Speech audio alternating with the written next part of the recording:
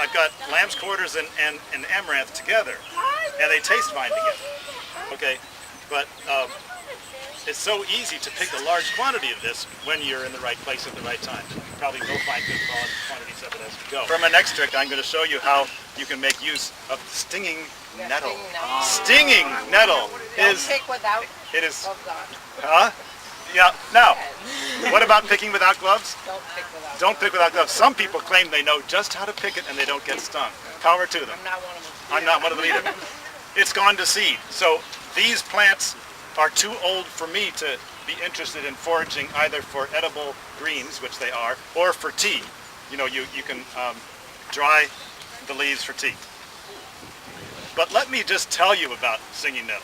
Now, the first thing you want to know is how, you know, even if you're careful and you're wearing gloves, whatever, you might get stung. And here's what I just learned this recently. Take one of the leaves, maybe use an amaranth leaf or something like that, and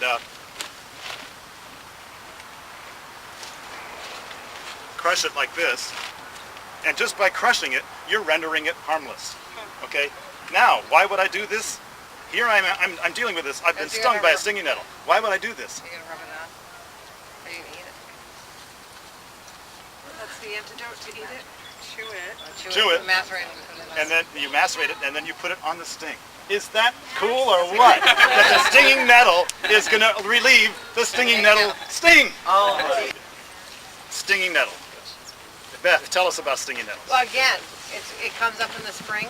It's a great tonic. It's a great tonic. It's a great liver cleanser. Yeah. It's high in nutrients. Even protein. Yeah.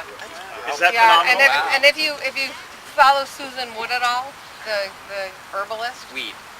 Susan Weed. She's got recipes that use stinging nettle that you can make. Okay. And several of her cookbooks.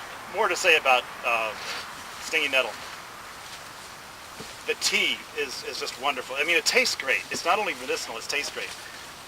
It's dandelion and nettle are the two top sellers. I gave an edible wild plants walk in Weston recently, and he said, he has a business, an herb business. Those are his two top sellers, dandelion and nettle. What is nettle tea good for?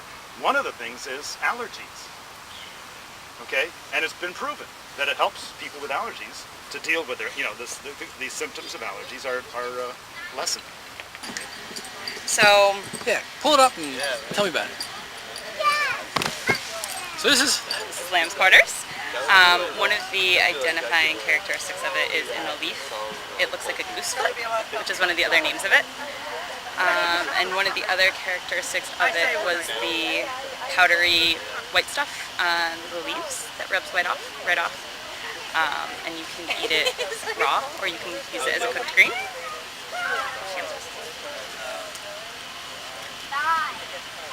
Anything else you want to know about it?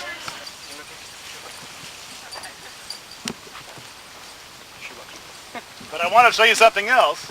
Who can ID this for me? Purslane. How many of you have sampled purslane before? On accident. You can buy it for a lot of money in the grocery store. It's been cultivated for millennia. It's a plant that comes from Asia, but it grows all over the world. It's eaten all over the world. It has omega-3 fatty acids. Wow. Help yourself. You can eat both the stem and the root. The stem and the leaf, excuse me, not the root. Raw or cooked. So you can imagine this would be a wonderful addition to your salad. Or to your stir fry, either one. But I kind of prefer it in my salad. I mean, don't you want to eat plants when they're raw, to minimize the loss of nutritional value?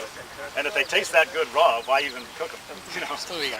So this is amaranth, and it has parallel veins on the bottom, and it's got a red root that you can see, and it goes well with lamb's quarters, I think.